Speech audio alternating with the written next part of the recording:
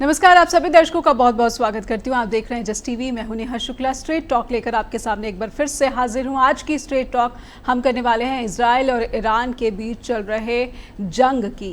Israel ने जवाबी कार्रवाई की है, हवाई हमला किया है ईरान के सैन्य ठिकानों पर, ईरान की मिसाइल फैक्ट्रियों के ऊपर। कहा जा रहा है कि एक करारा जवाब ईरान को इजराइल की तरफ से दिया गया और ये भी कहा जा रहा है कि अमेरिकी सलाह मानते हुए इजराइल ने ईरान के तेल के ठिकानों और परमाणु ठिकानों पर वार नहीं किया है, हमले नहीं किए, निशाना नहीं बनाया है। आखिर इस तरह की कार्रवाई के क्या मायने, और ईरान ने जो नपी तुली प्रतिक्रिया दी है उस नपी तुली प्रतिक्रिया के क्या मायने हैं, स्ट्रेट टॉक में समझने की कोशिश करेंगे कि क्या ईरान चुप बैठेगा, और अगर चुप नहीं बैठेगा तो फिर मध्य पूर्व, क्या पूरा का पूरा मध्य पूर्व जो है वो जंग की आग में झोंक दिया जाएगा। अमेरिका पर कितना दबाव, इजराइल पर कितना दबाव और ईरान पर कितना दबाव, समझेंगे आज की स्ट्रेट टॉक में। आइए कार्यक्रम आगे बढ़ाते हैं। तो बड़ा सवाल आज पूरी दुनिया में जो लोग हैं वो यही समझने की कोशिश कर रहे हैं, सवाल का उत्तर ढूंढने की कोशिश कर रहे हैं कि क्या ईरान और इजराइल सीधी जंग में जो है कूद पड़ेंगे। ईरान अभी भी जो है वो कह रहा है माकूल जवाब दिया जाएगा, लेकिन साथ ही ईरान के जो राष्ट्रपति हैं मसूद पेजेश्कियां, वो कहते हैं कि ईरान जंग नहीं चाहता है। लेकिन आयतुल्लाह खामनेई, क्या वो चुप बैठेंगे, समझेंगे हमारे आज के पैनलिस्ट से। लेकिन उससे पहले कुछ तथ्य और सवाल हम अपने दर्शकों के सामने रखने की कोशिश करते हैं। ये सवाल देख लीजिए और ये तथ्य भी देख लीजिए स्ट्रेट टॉक के कि ईरान के राष्ट्रपति पेजेश्कियां ने कहा है कि ईरान जंग नहीं चाहता। आखिर उनके स्टेटमेंट को कैसे देखा जाना चाहिए कि उन्होंने ऐसा क्यों कहा है? क्या ईरान पर भी जो दबाव है वो बना हुआ है कि क्या वो एक बड़ा युद्ध मोल ले सकता है?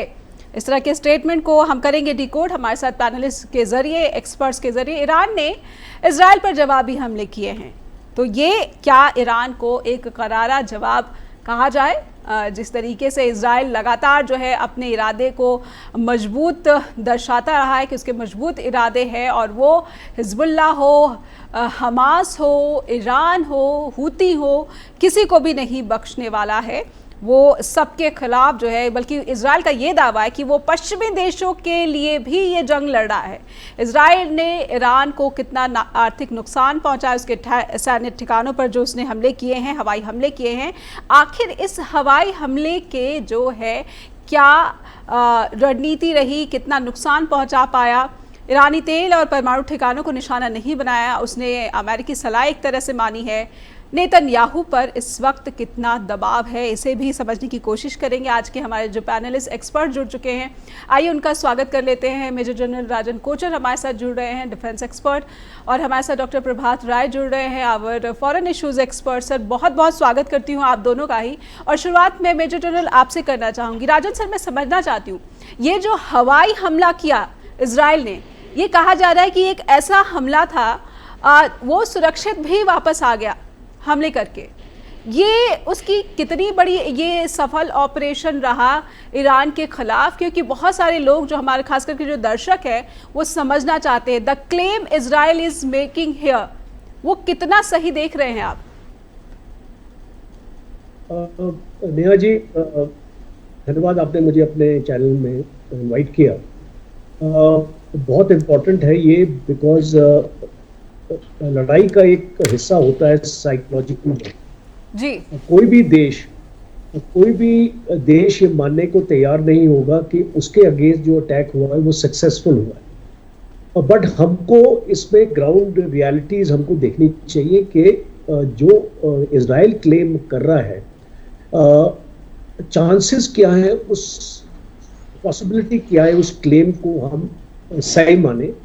और जैसे आपने बताया, एक देश के अंदर तकरीबन 100 फाइटर एयरक्राफ्ट घुसते हैं जी, और 3 वेव्स में अटैक होता है, और 3 वेव्स के बावजूद ये पूरे 100 फाइटर्स सेफ एंड साउंड वापस चले जाते हैं। तो पहला हमारा एक इसका डिडक्शन जो इसका निकलेगा कि जो ईरान का एयर डिफेंस सिस्टम है वो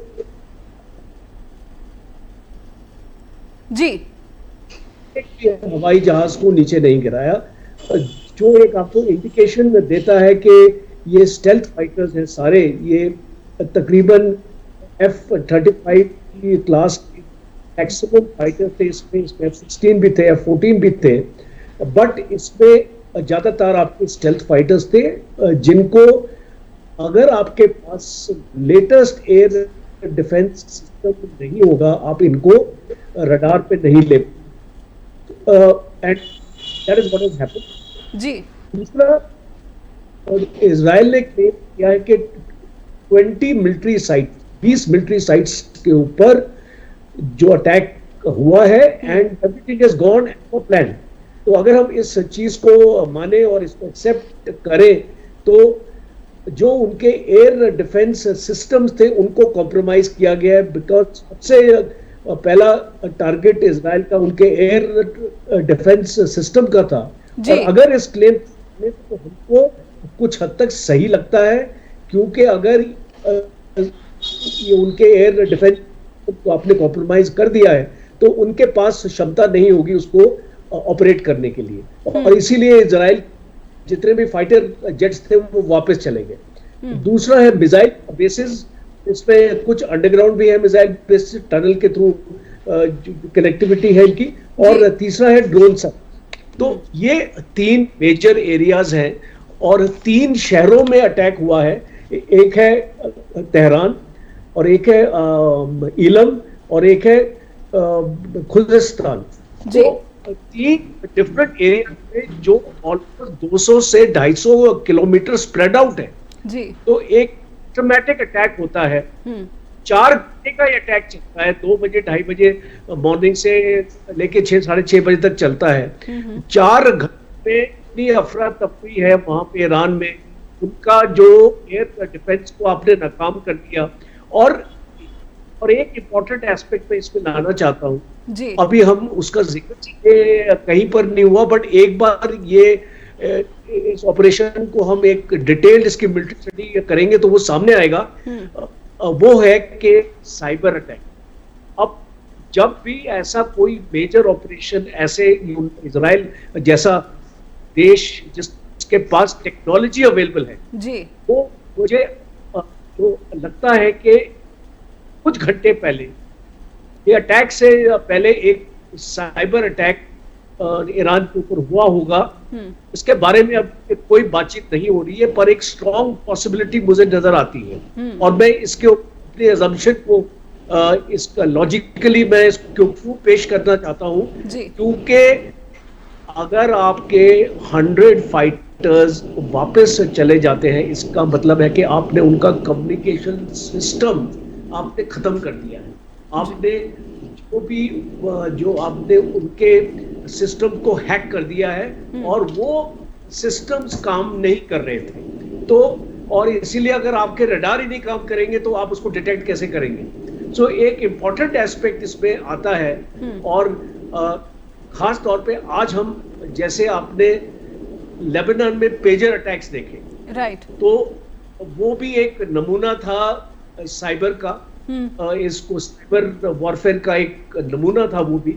और यहाँ पर भी ऐसे मुझे लगता है कि इसका साइबर हुआ, और इसमें यूनाइटेड स्टेट्स, अब मैं अपना लास्ट कंक्लूडिंग कमेंट में यहाँ पे इसको देना चाहता हूँ कि यूनाइटेड स्टेट्स ने एक स्टेटमेंट दिया कि हम शामिल नहीं थे इस अटैक में। जी जी। बिहाइंड द सीन्स पूरी स्ट्रेटजी, ये एक जॉइंट स्ट्रेटजी थी यूनाइटेड स्टेट्स और इजराइल के बीच में। और दूसरा है कि जहां पे टेक्नोलॉजी का इसको सवाल है, जहां पे आपकी जो सैटेलाइट्स की कम्युनिकेशन का सवाल है, वो हेल्प यूनाइटेड स्टेट्स ने इजराइल को दिया है। बिकॉज उसके बिना आई डोंट थिंक इजराइल ये इतनी बेहतरीन तरीके से ये अटैक्स कर सकता था। एंड लास्ट पॉइंट इज ये अटैक कैलिब्रेटेड था। कैलिब्रेटेड का मतलब है कि ये कोई भी सिविल एरियाज के ऊपर अटैक नहीं हुआ है, राइट, स्पेसिफिक मिलिट्री टारगेट्स पे हुआ है। और इजराइल नहीं चाहता था कि ईरान का इसके बाद एक रिटेलिएशन हो, कि इतना भयानक ये अटैक हो कि ईरान को और कोई चारा ना मिले बल्कि रिटेलिएट करने। जी बिल्कुल, कहीं ना हाँ, कहीं तो जो है जो इंटेंशंस हैं वो क्लियर हुए हैं इजराइल के भी और यूएस के। डॉक्टर प्रभात राय भी जुड़े हुए हैं, उनसे समझेंगे कि क्या इजराइल जो बातें यहाँ पर कह रहा है उसका वही इरादा था जो वो लगातार मीडिया के सामने कह रहा था, वही इरादा है, या फिर ईरान पर सीधा सीधा जो हवाई हमला करके उसने अपने कुछ और इरादे जो हैं वो जाहिर कर दिए हैं। और ईरान ने नपीतुली प्रतिक्रिया दी है, उसके क्या मायने हैं? क्या ईरान उस संदेश को समझ गया है जो इजराइल और अमेरिका दोनों उसको दे रहे थे, पश्चिमी देश दे रहे थे?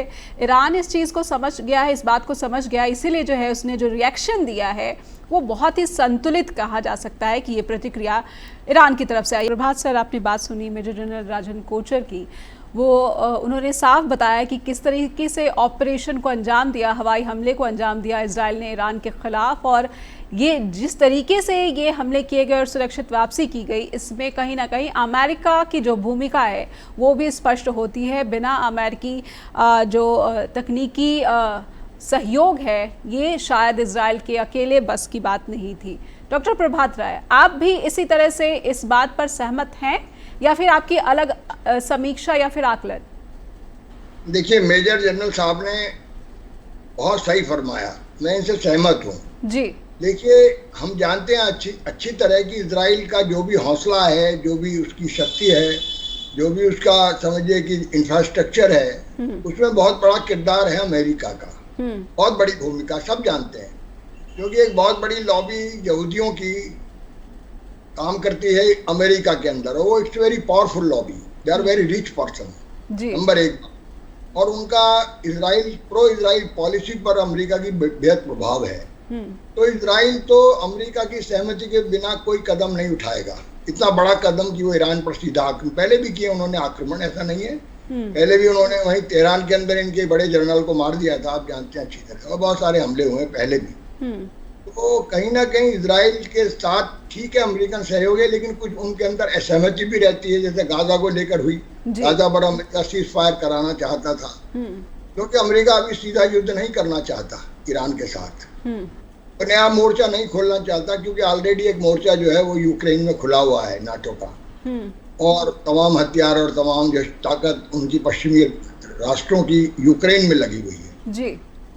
वो नहीं चाहते कि एक नया मोर्चा ईरान के अंदर या इजराइल को लेकर, इस गाजा को लेकर खुल जाए, लेकिन क्योंकि नेतन्याहू का चरित्र हम शुरू से देख रहे हैं कि वो अमेरिका के भी नहीं सुन रहे जी, वो अमेरिका की सारी सहमति से काम नहीं अंजाम दे रहे हैं, उनका एक अपना स्टाइल है, और वो एक्सट्रीमिस्ट हैं, वो एक राइटिस्ट पार्टी के बड़े लीडर हैं, और वो अपने अस्तित्व के लिए भी लड़ रहे हैं, उनके अपने अस्तित्व का भी प्रश्न है ये युद्ध, उनका पॉलिटिकल कैरियर क्या होगा, वो डूम्ड हो जाएगा या कुछ आगे चलेगा, क्योंकि बड़ा भारी विरोध नेतन्याहू का है, जिस तरह से उन्होंने गाजा के अंदर नरसंहार किया है जी। जिस तरह 1200 लोगों के बदले उसने 50,000 नागरिकों को हलाक किया है, जिसमें अधिकतर बच्चे हैं, महिलाएं हैं। बिल्कुल प्रभात सर, इस टाइमिंग को लेकर ईरान ने जब हमला किया था, मिसाइल हमले किए इजराइल के ऊपर, और उसके बाद ये जो टाइमिंग का चयन किया इजराइल ने ईरान के ठिकानों पर हवाई हमलों के लिए, इस टाइमिंग के लिए कुछ आपकी समीक्षा, कुछ आकलन है? जी हाँ, देखिए ये टाइमिंग तो बड़ी शानदार है, जैसे मेजर जनरल साहब ने ठीक फरमाया कि वो बिना इंटरनल जो एक CIA का पूरा नेटवर्क ईरान के अंदर है, उसकी मदद के बिना ये मुमकिन नहीं था, क्योंकि इजराइल का मोसाद का इतना बड़ा नेटवर्क नहीं है जितना CIA का है ऑल ओवर द वर्ल्ड जी। तो ये जो इन्होंने बहुत दुरुस्त फरमाया कि वो बहुत स्पेसिफिक मिलिट्री टारगेट्स पर ही हमला हुआ, कहीं भी सिविलियन टारगेट्स नहीं उसने छुए, क्योंकि बहुत बड़ी बदनामी इजराइल की हो चुकी है सिविलियंस को मारने को लेकर, चाहे वो लेबनान हो चाहे वो गाजा हो, वो नहीं चाहता था कि ईरान के अंदर भी उसके ऊपर ये कलंक लगे कि उसने सिविलियंस को मार दिया जी। और ये अमेरिका के बहुत निकट सहयोग के बिना ये मुमकिन नहीं था। देखिए ये तो टाइमिंग है इजराइल का, इसलिए क्योंकि अमेरिका इस समय जो है वो डोल ट्रम्प में है, वो इलेक्शन में उलझा हुआ है जी। वहाँ की सरकारें कोई निर्णय नहीं लेने की स्थिति में है, जब तक फाइनली कोई रिजल्ट नहीं आ जाता अमेरिकन प्रेसिडेंट का जी। तो ये नेतन्याहू ने जो ये युद्ध छेड़ा है, इसी टाइमिंग को लेकर टेक्निकली छेड़ा है कि इस वक्त तो अमेरिका जो है कुछ अड़ंगा ज्यादा नहीं लगा पाएगा, कोई निर्णय भी नहीं ले पाएगा, जो जैसा कहा था पीछे अमेरिका ने कि उसकी सप्लाई रोक देगा हथियारों की जी। जो लेटेस्ट वेपन्स हैं। तो ये तो बात एकदम दुरुस्त है कि उसका टाइमिंग बड़ा करेक्ट है। और जो वो चाहता था दुनिया को बताना कि वो ईरान के खिलाफ हमला करेगा, जैसे ईरान ने जबरदस्त हमला किया था ना, कितनी सारी मिसाइलें छोड़ी थी आपको, 100 से भी ज्यादा जी, और पहले भी छोड़ी थी उसने, और काफी टारगेट पर लगी भी थी। तो देखिए यहाँ भी जबरदस्त लगी हैं, आपको मालूम है सब, ये तो सारी कहानी आप सब लोग जानते हैं, उसको दोहराने की मुझे जरूरत नहीं, बहुत कुछ कहा जा चुका है इस बारे में जी। लेकिन ये डिप्लोमेटिकली अल्टीमेटली इजराइल के लिए बड़ा घातक सिद्ध होने वाला है अल्टीमेटली। कारण क्या, अगर जो है ट्रम्प जीतते हैं इलेक्शन जी, मैं एक सेकंड कर लूंगा आपका, 1 मिनट, अगर ट्रम्प इलेक्शन जीतते हैं तो एकदम डिफरेंट पॉलिसी होगी, आप जानती हैं अच्छी तरह जी। और अगर ये जीतती है मैडम हमारी कमला हैरिस, तो अमेरिकन पॉलिसी को तो डेमोक्रेटिक पार्टी और ये लोग डिसाइड करते हैं ना जी, और उसी पॉलिसी के तहत आगे भी कार्रवाई होगी। तो ये जो कार्रवाई न करने की अमेरिका की स्थिति, इसका लाभ वो नेतन्याहू अपने एग्जिस्टेंस के लिए उठा रहे हैं, क्योंकि वो नहीं उठाते अगर ये, तो वो बेहद रूप से बहुत अशक्त हो जाते हैं, बहुत अशक्त हो जाते हैं अंदर जी, इजराइल के अंदर। तो बहुत उनकी स्थिति बड़ी नाजुक है अपनी पॉलिटिकल, उनकी स्थिति, उनके पास तमाम तो मुकदमे हैं, वो जानते हैं कि उनका क्या हाशर होने वाला है अगर वो सत्ता में नहीं रहेंगे तो जी। तो ये सिर्फ एक तथाकथित कार्रवाई, जवाबी कार्रवाई थी, इंटेंशंस युद्ध को जो है उसका दायरा बढ़ाने के नहीं थे, ना अमेरिका के ना इजराइल के, ये स्पष्ट होता है इस कार्रवाई से। लेकिन मैं ईरान पर आना चाहूँगी, मेजर जनरल सर आपके पास आना चाहूँगी। ईरान, जैसे नेतन्याहू के बारे में डॉक्टर प्रभात राय ने कही कि नेतन्याहू का जो ज़िद्दी रवैया है, इसके बारे में खुद अमेरिका भी कई बार हमें परेशान दिखा है। लेकिन क्या ईरानी जो सर्वोच्च नेता है अयतुल्ला खामनेई, उनके रवैये पर भी ये आकलन किया जा सकता है कि ईरान खामोश बैठेगा? देखिए, 2 चीज़ें होती हैं, एक देश को एक डिसीजन लेने के लिए कि उसको लड़ाई में जाना है या नहीं जी। पहली चीज़ होती है कि उसके पास कैपेबिलिटी होनी चाहिए, और दूसरा चीज़ होती है इंटेंट। ये 2 चीज़ों को अगर हम अच्छी तरीके से समझेंगे, क्योंकि कई बार हमारे पास कैपेबिलिटी तो होती है पर हमारे पास इंटेंट नहीं है लड़ाई में घुसने के लिए, बिकॉज हमको ऐसा लगता है कि उसमें इकोनॉमिक रिपरकशंस होंगे, सैंक्शंस लग सकते हैं, और बाकी जियो पॉलिटिकल हमको रीजंस भी देखने पड़ते हैं तो और अगर हम इसको ईरान के बारे में अगर सोचें तो ईरान के पास कैपेबिलिटी नहीं है। बेशक ईरान के पास इंटेंट है, वो घुसना चाहता है, बट वो जानता है कि अगर वो घुसेगा तो उसी का नुकसान होगा। तो और यूएस से भी एक बड़ी स्ट्रॉन्ग वार्निंग आ चुकी है ईरान को, और ऑलरेडी आपने देखा है कि 2 एयरक्राफ्ट कैरियर्स इस मेडिटेरियन सी में घूम रहे हैं, उनके वॉरशिप्स हैं, और उनके जो ट्रूप्स भी तकरीबन 40,000 ट्रूप्स ऑलरेडी अमेरिका ने मोबिलाइज कर रखे हैं, और वो बिल्कुल बैटल रेडी हैं। तो जब हम ये चीज और देखते हैं कि अभी इजराइल में एक थर्ड मिसाइल सिस्टम लगा दिया है, ये एक थिएटर मिसाइल सिस्टम है जो ऑलरेडी जो एयर डिफेंस है इजराइल का उसको और मजबूत करता है जी। तो और अमेरिका के पास 12 ही है, उसमें से एक अभी इजराइल में लग गया है 3 दिन पहले। तो अगर हम इन चीजों को भी जोड़ें, अगर इस डॉट्स को अगर हम जोड़ें, तो ईरान भी तो ये सब देख रहा है कि इजराइल कैसे मजबूत किया जा रहा है। और दूसरा, ईरान के पास ये प्रॉब्लम ये है कि जो उसके बाकी मुस्लिम जो कंट्रीज है, जो उसके गल्फ के नेशंस हैं, जो उसकी ओआईसी है, वो उसके साथ नहीं है। या तो ये देश ऐसी स्टेटमेंट दे इजराइल को कि अगर आप ईरान के ऊपर अटैक करोगे वो माना जाएगा वो हमारी सॉवरेनिटी के ऊपर अटैक है, और हम ईरान के साथ मिलके हम इसका जवाब देंगे। ऐसी स्टेटमेंट्स तो आ नहीं रही हैं और ना ही आएंगी।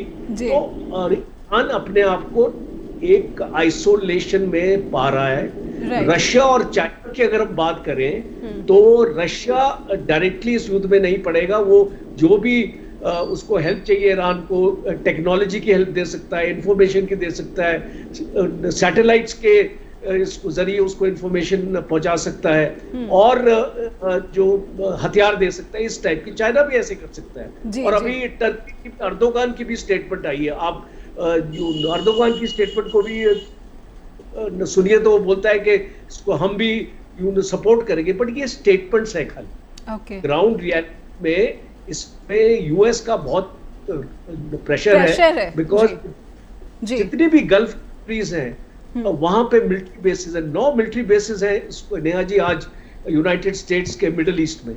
तो अब ये जो देश है ये यूनाइटेड स्टेट्स के अगेंस्ट तो जा नहीं सकते जी, तो इसीलिए इसको मजरूबन इनको इजराइल को सपोर्ट करना पड़ रहा है। ये एक्चुअली चाहते नहीं इजराइल को सपोर्ट करना जी बिल्कुल, क्योंकि चैलेंज सीधे सीधे जो है वो अमेरिका की तरफ से। और समझने की कोशिश करेंगे क्या ये एक बड़ा फॉल भी है आयतुल्ला खामनेई के लिए, जिनके जो किस्से हैं वो पूरी दुनिया में हैं कि वो कितने सख्त लीडर हैं, और क्या जो इस सख्त लीडर इस वक्त सबसे लाचार और मजबूर दिख रहे हैं नेतन्याहू के आगे या फिर अमेरिकी प्रशासन के आगे, समझने का क्रम आगे बढ़ाएंगे। प्रभात सर, मैं आपसे समझना चाहूँगी कि ईरान जिस पर आरोप लगते रहे हैं कि वो हिजबुल्लाह हो, हमास हो, हूती हो, इन सब के ज़रिए जो इजराइल पर जो है प्रॉक्सी वॉर में लगा रहता है, तो क्या अब ये जो आतंकी संगठन है इनका प्रेशर ईरान पर बढ़ा हुआ है, या फिर ये भी कहीं ना कहीं अपनी लीडरशिप के जो है घटती लीडरशिप की वजह से प्रेशर में बने हुए हैं और सिर्फ अभी अस्तित्व की लड़ाई तक आ गए हैं? देखिए, ऐसा है नेहा जी कि ये लड़ाई जो है सीधी नहीं लड़ना चाहता ईरान शुरू से ही जी, राइट फ्रॉम वेरी बिगिनिंग। अगर आप इससे पूरे के पूरे मसले को लेकर चलें जो फिलहाल शुरू हुआ हमास के समझिए हमले से, बेसिकली ये जो वार है हमास ने शुरू की थी, पुरानी वार की बात नहीं कर रहा, वो तो 70 साल से 75 साल से जारी है, 1948 से। कई बार हारे हैं ये लोग, अरब वर्ल्ड, वो सारा इतिहास आप जानती हैं, सब लोग जानते हैं लगभग। तो ये वर्तमान लड़ाई है जिस दौर में हम हैं वो काफी लंबे वक्त से, करीब 1 वर्ष से ज्यादा हो गया उसको, करीब आप समझिए। इसमें ईरान शुरू से ही प्रॉक्सी वार लड़ रहा है। ईरान इस युद्ध में अगर सीधे हमला किया है ना तो बड़ी मजबूरी में किया है। वो जानता है, बिल्कुल ठीक कहा कि वो उसकी कैपेबिलिटीज बड़ी लिमिटेड है अमेरिका और ईरान के अलावा। दूसरा, रशिया और चाइना जो सबसे बड़े उसके पैरोकार हैं, हितैषी हैं, सप्लायर भी हैं आर्म्स के, वो यूक्रेन में उलझे हुए हैं। इनकी पूरी सहायता रूस को है, वो पहले यूक्रेन में हराना चाहते हैं नाटो फोर्सेस को, अमेरिका को जी, इसके बाद वो आगे बढ़ेंगे। वो युद्ध जीत लें अगर वो, अभी युद्ध का फैसला हो नहीं रहा, यूक्रेन बार भी 2 वर्ष से अधिक हो गए, 2.5 वर्ष हो गए जी। तो ईरान का जहां तक ताल्लुक है, ईरान इस लड़ाई को छोड़ नहीं सकता, चाहे वो हारे या जीते, चाहे नष्ट हो। क्योंकि जैसा कैरेक्टर आपने अभी बताया खमेनी का, वो कैरेक्टर एक तरह से एक्सट्रीमिस्ट और एक फैनेटिक कैरेक्टर है जी। इधर नेतन्याहू भी फैनेटिक है, नेतन्याहू भी कोई लिबरल नहीं है, लेबर पार्टी के तरह। ये जो लिकुड पार्टी है वो राइटिस्ट पार्टी है, उधर ये भी घोर राइटिस्ट हैं जो दूसरी तरफ लड़ रहे हैं, मुल्ला फोर्सेस जिन्हें आप कहते हैं ना जी। ये जिहादी फोर्सेस हैं, चाहे हूती हो और शिया फोर्सेस हैं, जैसा ठीक इन्होंने इंगित किया मेजर जनरल साहब ने। जो सुन्नी फोर्सेस हैं, बेसिकली जो सुन्नी देश हैं, वो अभी अमेरिका के पूरे तरह इन्फ्लुएंस में, और वो इन्होंने ठीक है, वो चाहें तो भी हम वो इजराइल के विरुद्ध अमेरिका की वजह से खड़े नहीं हो रहे। वो जबानी जमा खर्ची कर रहे हैं अभी तक, तो इन्होंने सक्रिय भूमिका इस युद्ध में नहीं निभाई है बिल्कुल। तो एक तरह से ये युद्ध अकेला ईरान लड़ रहा है, क्योंकि अगर हिजबुल्लाह भी लड़ रहा है तो ईरान की बदौलत लड़ रहा है, अगर हूती भी लड़ रहे हैं तो ईरान की बदौलत लड़ रहे हैं। उनका अपना तो कोई ताकत है नहीं, ना हिजबुल्लाह की अपनी कोई ताकत है, नहीं हमास की अपनी कोई ताकत है, 3 ताकतें लड़ रही हैं जी। तो चौथी ताकत पीएलओ वाली भी लड़नी शुरू कर दिया, थोड़ा बहुत उधर वेस्ट बैंक पर भी हमला हुआ है, वो भी जानते हैं, वो भी युद्ध के मैदान में आने के लिए मजबूर है जी। तो अभी तक जो अरब वर्ल्ड है, जिसे आप मुस्लिम वर्ल्ड कहते हैं, उसमें ओपेक कंट्रीज भी हैं, 50-52 देश हैं, वो तो चुप बैठे हुए हैं, वो तो तमाशा देख रहे हैं जी। इधर चीन और रूस भी तमाशा ही देख रहे हैं, है ना। तो ये लड़ाई अभी इतनी ऐसी चलेगी प्रॉक्सी वॉर की तरह जी। थोड़ा बहुत ये एक तरह के सिंबॉलिक वार होगी, कभी इजराइल इनको मार देगा, थोड़ा बहुत बम जैसे अभी लगा दिए, ये भी थोड़ी बहुत हमले कर देंगे, इसके बाद ये करेंगे हमले। एक सवाल मैं आपसे जरूर समझना चाहूंगी डॉक्टर प्रभात राय, मैं आपको बीच में टोका है, माफ कीजिएगा उसके लिए, लेकिन मैं समझना चाहती हूँ कि अगर अमेरिका में चुनाव नहीं होते तो परिस्थितियां भिन्न होती, विपरीत होती, कैसे देख रहे हैं आप? क्योंकि अमेरिका में चुनाव है, इसलिए अमेरिका जो है सीधे इसमें जो है इन्वॉल्व नहीं होना चाहता, सीधे युद्ध में घुसना नहीं चाहता। अभी नेहा जी, अमेरिका के अंदर कोई राजनीतिक निर्णय नहीं लिया जा सकता जी। कोई प्रेसिडेंट नहीं है, वो तो एक काम चलाओ सरकार है बिडेन की। अभी हुकूमत अमेरिकन जो है ना वो डिफंक्ट है जी। हम तो जानते हैं अमेरिकन राजनीति को अच्छी तरह जी, है ना। वहां पर हुकूमत जो है अभी इस वक्त कोई निर्णायक फैसला लेने की स्थिति में नहीं, क्योंकि हुकूमत भी नहीं चाहती दूसरा फ्रंट खोलना। जी, नेतन्याहू लाख चाहें, क्योंकि अमेरिका को अगर इजराइल पूरी तरह से युद्ध में उलझता है तो अमेरिका को आना ही पड़ेगा। अमेरिका को मैदान जंग में आना ही पड़ेगा, जैसे यूक्रेन में आए इनडायरेक्टली। डायरेक्ट वो जंग नहीं चाहते। अमेरिकन भी सदा से प्रॉक्सी वार लड़ते रहे। यानी अमेरिका के पास विकल्प नहीं है, अगर चुनाव नहीं होते तो उसको इजराइल के साथ खुलकर आना होता इस युद्ध में। नहीं, जरूरी नहीं है, नहीं, बिल्कुल जरूरी नहीं है। बिडेन नहीं खुलकर थे साथ में। अभी बिडेन ने कई बार कोशिश की थी, उनके विदेश मंत्री कई बार गए इजराइल को समझाने के लिए, बुझाने के लिए कि भैया गाजा वाजा में छोड़ो, इतना नहीं जुल्म करो। ये कहा, क्योंकि अमेरिका की रिपुटेशन भी बड़ी खराब हो रही है, वियतनाम में बड़ी खराब हो रही है, अफगानिस्तान में वो किसी तरह जान बचाकर भागे हैं। अमेरिकन का 20 साल की लड़ाई आपने अफगानिस्तान में देखी, किस तरह से दुम दबा के भागे हैं, किस तरह से वियतनाम में भागे थे। जब अमेरिकन सीधा युद्ध में गया है वो हार कर ही निकला, चाहे कोरिया हो, चाहे वियतनाम हो, चाहे अफगानिस्तान हो। जब भी लड़ने गए वो पराजित होकर भागे हैं। अभी वर्ल्ड वार सेकेंड के बाद की बात बता रहा हूं मैं आपसे। जी बिल्कुल। अभी क्या हुआ, जैसे रूस भागा, रूस भी तो भागा अफगानिस्तान से। ये युद्ध इतने आसान नहीं होते, ये जो गुरिल्ला फाइट है ना, बड़े बड़ी महाशक्तियों को छका के मार देती है। अभी ये जो लड़ रहे हैं ना हिजबुल और ये सब गुरिल्ला लड़ाई लड़ रहे हैं, और ये गुरिल्ला लड़ाई इजराइल को भी ठगा देगी। अब ये मत समझिए, ये जो 70 साल पुरानी लड़ाई है इससे इजराइल जीत लेगा, ये उसका ख्वाब है। बिल्कुल। जो बात यहाँ पर डॉक्टर प्रभात राय ने उठाई है कि इजराइल क्या युद्ध जीत लेगा, मेजर जनरल आपसे समझना चाहती हूँ मैं।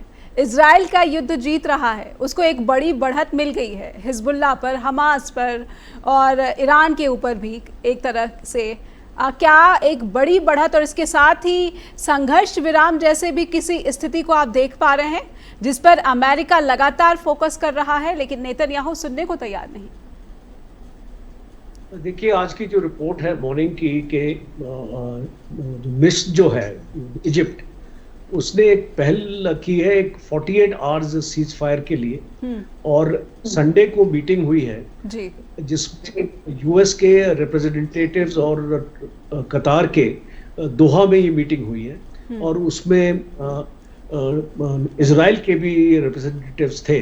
तो वो ये मांग हो रही है कि 4 होस्टेजेस रिलीज करेंगे और कुछ पैलेस्टीनियंस रिलीज होंगे, और ह्यूमैनिटेरियन एड जो मेन मुद्दा है, जो आज जो आपका नॉर्दर्न गजा है जी, आपको वो सीज कर रखा है, उसको घेरा लगा रखा है इजराइल ने, अंदर से कोई आ नहीं सकता, कोई बाहर से कोई जा नहीं सकता। तो इस हालत में वहां पे एक ह्यूमैनिटेरियन क्राइसिस बढ़ रही है, और अमेरिका के ऊपर बहुत प्रेशर है, और यूएन से भी ये प्रेशर आ रहा है कि आप इसको एक टेम्परेरी सीज फायर कीजिए। तो मुझे ये लगता है आने वाले में शायद इजराइल इस चीज पे मानेगा, बिकॉज 2 दिन का सीज फायर कोई बड़ी बात नहीं है उसके लिए मानना, तो वो एक पहल हो सकती है सीज फायर की। दूसरा, लेबनान में कोशिश की जा रही थी यूएस की एक 21 डेज का सीज फायर करने की जी, वो कोशिश नाकाम हुई है। मुझे नहीं लगता कि अभी जो आज मॉर्निंग की रिपोर्ट ये है कि जैसे डॉक्टर प्रभात ने बताया, बिल्कुल मैं इनसे सहमत हूँ। ये जो गुरिल्ला वॉर है ये इतनी आसान से नहीं लड़ी जाती है जी। आज इजराइल की 4 डिविजन्स हैं लेबनान में, जिसमें से 2 डिविजन्स 146 इन्फेंट्री डिवीजन और 98 इन्फेंट्री डिवीजन, जो 98 डिवीजन है वो स्पेशल फोर्सेस है। अभी इनमें काफी कैजुअल्टीज हुई हैं, और ये 2 डिविजन्स को विड्रॉ किया जा रहा है इसको लेबनान से, और बाकी जो 2 डिविजन्स वहां पे तैनात है 36 डिवीजन और 91 डिवीजन, वो वहां पे रहेंगी। तो ये अगर सिनेरियो को अगर हम अंडरस्टैंड करें और इसको स्टडी करें तो ये लड़ाई आसान नहीं होने वाली है। 2006 की लड़ाई आपकी 34 दिन तक चली थी, उसमें इजराइल अपने आप को इसको बोल नहीं सकता था कि वो लड़ाई इसको जीता है जी, क्योंकि इजराइल बहुत कैजुअल्टीज हुई थी उस लड़ाई में। इस लड़ाई में भी हम देखेंगे कैजुअलिटीज बहुत होंगी और पॉसिबल इजराइल के लिए नहीं होगा। लिटानी रिवर तक वो जाना चाहते हैं, 29 किलोमीटर का डेप्थ है, वो इतना आसान काम नहीं होगा इजराइल। समझने की कोशिश करूंगी कि अगर इजराइल के लिए अभी भी लेबनान में चुनौती बनी हुई है, लेकिन सवाल गजा का भी बना हुआ है, तो क्या ये समझे कि अमेरिकी ताकत जो है कहीं ना कहीं इसका प्रभाव देखने को मिल रहा है, और दूसरी तरफ जो चीन है, रशिया है, जो अपनी ताकत, अपने मसल्स बार बार इसका प्रदर्शन करते रहे, कहीं ना कहीं अब इन शक्तियों पर भी इनकी जो एक स्ट्रैटेजी है, सवाल उठ रहे हैं कि आखिर ईरान क्या अलग थलग पड़ गया है। और ब्रिक्स देशों के जो शिखर सम्मेलन में राष्ट्रपति मसूद पेजेश्कियां आए थे, तो फिर क्या स्ट्रैटेजी डिस्कस की गई थी, उस पर भी कुछ समझने की कोशिश आगे बढ़ाएंगे। प्रभात सर, मैं आपसे समझना चाहती हूँ कि ईरान जंग करने की स्थिति में नहीं है, लेकिन कहीं ना कहीं ईरान इस वक्त अपनी ही जो चुनौतियां उसने क्रिएट की थी, खड़ी की थी, उसी में उलझा हुआ भी दिखता है। क्या इससे पूरी दुनिया को ये साफ संदेश जा रहा है कि अगर आप आतंकी संगठनों को खड़ा करेंगे, उनकी फंडिंग करेंगे, उनको असलहे सप्लाई करेंगे, तो कहीं ना कहीं इस तरह की परिस्थिति में आपको दुनिया की कोई भी ताकत हो, चाहे वो आपके ज़रिए अमेरिका पर दबाव बनाने की कोशिश कर रही हो, लेकिन ऐसी स्थिति में कोई खुलकर आपके साथ नहीं आएगा, चाहे वो रूस ही क्यों ना हो। देखिए बेटा, ऐसा है नेहा जी, जनरल साहब ने बहुत बढ़िया बात कही जी। ऐसा बहुत बल्कि फैक्ट्स देते हुए उन्होंने अपनी बात को सिद्ध किया जी। अमेरिका तो बहुत बड़ी ताकत है, रूस की तरह ही। रूस से बड़ी ताकत है आज, नंबर 1 पावर है। अफगानिस्तान में गुरिल्ला वार को 20 साल लड़ा तालिबान ने, कोई टेक्नोलॉजी बड़ी उनके पास नहीं थी, जानते हैं अच्छी तरह। और ट्रम्प साहब ने जो बम फेंके हैं, ये जनरल साहब अच्छी तरह जानते हैं, आप भी जानती हैं, वो किस कदर भयानक बम थे। इतना टेक्नोलॉजिकली एडवांस बॉम्बिंग किया ट्रम्प साहब के दौर की बता रहा हूं मैं आपको बात। लेकिन कुछ नहीं हुआ। अंत क्या हुआ? इतने बड़ा असला, इतने बड़े हथियार छोड़कर भाग गया वो अमेरिका। ये बड़ी खराब चीज है गुरिल्ला वार। इसमें जब जन युद्ध हो जाता है ना, जब बच्चा क्या कहा था मैकनमारा ने जब इस्तीफा दिया था वियतनाम में, याद है आपको? जनरल साहब को याद होगा, ये तो बहुत बड़े अधिकारी हैं जी। ये कहा था कि जब बच्चा लड़ने लगा, मेरी 5 लाख फौज 10 लाख फौज क्या करेगी, 10 करोड़ वियतनामी लड़ रहे हैं मुझसे। कहा था नहीं कहा था जी। उन्होंने इस्तीफा दे दिया था। और किस तरह से अमेरिकन फौज भागी है वहां से। अगर ये जन युद्ध बन जाएगा जिस दिन, अभी जन युद्ध नहीं बना है ये 2 नेशंस के लिए, ये 2 नेशन की हम बात करते हैं। भारत शुरू से कहता रहा, यूएन कहता रहा, भाई इन्हें हक दो अपना जी, इनको अपनी जमीन दो, इनको अपना आसमान दो। तुमने इनका छीन लिया। 45% जमीन दी थी यूएन ने जो इनको फिलिस्तीनियों को, और 55% दी थी। हालांकि वो भी एक अन्याय था जी। भारत तो जब भी अन्याय मानता था, पंडित नेहरू ने कहा था यूएन में। नहीं, प्रभात सर, मैं ये सब बनना चाहती हूँ कि क्या हिजबुल्लाह और हमास के तरीके इस तरह के जंग में या फिर प्रॉक्सी वॉर लड़ना, ये जो आरोप ईरान पर लगते हैं, इसको कितना सही आप देख पा रहे? क्या उनके पास कोई विकल्प नहीं है? नहीं, आरोप नहीं है, हकीकत है। आरोप तो उसमें तो डिस्प्यूट होता है आरोप में कि है या नहीं है।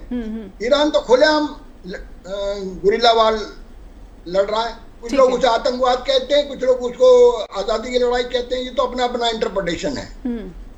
वो लोग जो लड़ रहे हैं अब एक देश के लिए लड़ रहे हैं, फिलिस्तीनी एक मुल्क के लिए लड़ रहे हैं। उनकी जमीन छीनी गई है जी। उनकी जमीन पश्चिम के देशों ने छीनी है मिलकर, सेकेंड वर्ल्ड वॉर के बाद। सब जानते हैं, सारी दुनिया, भारत भी मानता है इस बात को जी। और भारत सदा से ये कहता रहा है कि ये जंग से मसले नहीं हल होंगे। अभी मोदी ने कितनी बार कहा, यूक्रेन के बारे में भी कहा है, हम लोग शुरू से कहते हैं। लेकिन भारत ने हमास के अटैक को भी जो है उसकी निंदा की थी और उसे एक टेरर अटैक कहा था।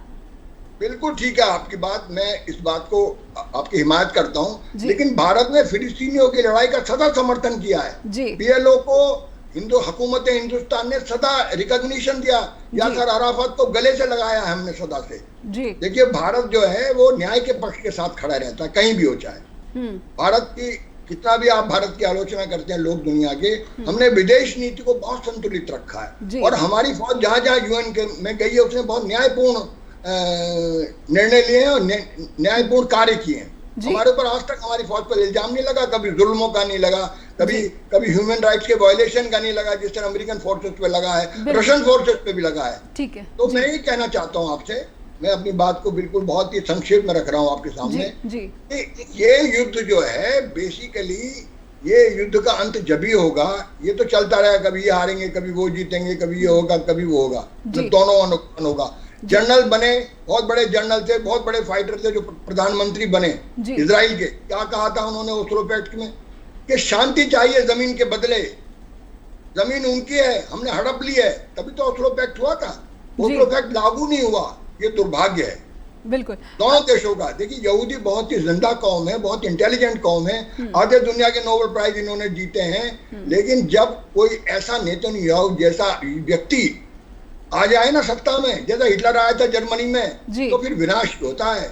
लंदन का भी हुआ और बर्लिन का भी हुआ था। ये आप सोचिए कि बर्लिन भी बचा नहीं था, लंदन भी नहीं बचा था। ठीक है, यानी नेतन्याहू ना सिर्फ बिल्कुल बिल्कुल बिल्कुल बहुत बड़ी बात आप बोल गए हैं प्रभात राय जी, बहुत बड़ी बात बोल गए हैं। मेजर जनरल आपसे भी समझना चाहूंगी, क्या नेतन्याहू पूरे वेस्टर्न वर्ल्ड पर उनकी बर्बादी या फिर काले बादल जो है ज़्यादा लेकर आ रहे हैं? क्योंकि अभी जैसा कि आपने ही ब्रीफ किया कि लेबनान में जो ऑपरेशन है या फिर जो गज़ा में जो ऑपरेशन है, अभी जो है ये कुछ स्थिति ऐसी दिख नहीं रही है कि क्या इसके बाद वो और आगे नहीं बढ़ेंगे, या फिर जो अपनी तलखी है, जो अपनी आक्रामकता है, उसका थोड़ा सा उसको कम करेंगे या नहीं करेंगे? मेजर जनरल देखिए, मैं आपको एग्जांपल देता हूँ ज़ेलेंस्की का। ज़ेलेंस्की इस लड़ाई में कूदा था रशिया के अगेंस्ट, थिंकिंग के उसको यूएस का और वेस्टर्न नेशन का साथ मिलेगा जी। आज ज़ेलेंस्की पछता रहा है और आधा यूक्रेन नष्ट हो चुका है और यूनाइटेड स्टेट्स से ऐसे कोई स्ट्रॉन्ग सिग्नल्स नहीं आ रहे हैं और उसको नाटो की मेंबरशिप मिल रही है, तो वो स्टार्ट पॉइंट पे ही है और उसने हासिल नहीं किया, उसने अपने देश को बर्बाद कर दिया। राइट, बिल्कुल। नेतन्याहू वो भी एक सिमिलर टाइप की सिचुएशन में है। अब वो इतने आगे अपने कदम उसको निकाल चुका है कि अब वो पीछे मुड़ के नहीं देख सकते। बट उसके जितने भी ये आगे कदम हैं वो उसकी देश की बर्बादी की तरफ उसको लेकर, और लोग हिस्ट्री में नेतन्याहू को याद करेंगे एज डिस्ट्रक्टर ऑफ इजराइल। और ये आप मान के इसको चलिए, क्योंकि युद्ध is not a solution to problems. कोई भी है वो पार्टीज में आप युद्ध से नहीं दूर कर सकते हैं। ये सोच अगर ऐसी है, सोच आपकी गलत है। अब एक छोटे 2-5 साल के सिचुएशन को स्टेबलाइज कर देंगे जी। जी, बहुत बहुत धन्यवाद करना चाहूँगी मेजर जनरल राजन कोचर आपका भी और डॉक्टर प्रभात राय आपका भी कि आपने जो जानकारियाँ हमारे दर्शकों के सामने रखी हैं, उससे उम्मीद करती हूँ कि हमारे दर्शकों को स्पष्टता आई होगी कि इजराइल की जो हवाई कार्रवाई ईरान के ऊपर रही, उसके सैन्य ठिकानों पर रही, उसके मिसाइल फैक्ट्रियों पर रही, ड्रोन फैक्ट्रियों पर रही, उसके क्या मायने हैं, और ईरान अगर संतुलित बयान दे रहा है, प्रतिक्रिया दे रहा है, तो उसके क्या मायने हैं। और कहीं ना कहीं अमेरिका ने ये भी साबित कर दिया है कि वो अभी भी विश्व की महाशक्ति बना हुआ है। इजराइल के प्रधानमंत्री नेतन्याहू आक्रामकता में कमी लाएंगे, इसका भी उम्मीद करती हूँ कि आप दर्शकों तक ज़रूर उत्तर पहुँचाने में हम कामयाब रहे होंगे। कुछ कमी रह गई हो या फिर कोई शिकायत है, कोई सुझाव भी है, तो आपका बहुत बहुत स्वागत करते हैं। आप हमें लिखिए info@justbroadcasting.com या फिर neha@justbroadcasting.com पर भी। लगातार जुड़े रहिए जस्ट टीवी के साथ। नमस्कार।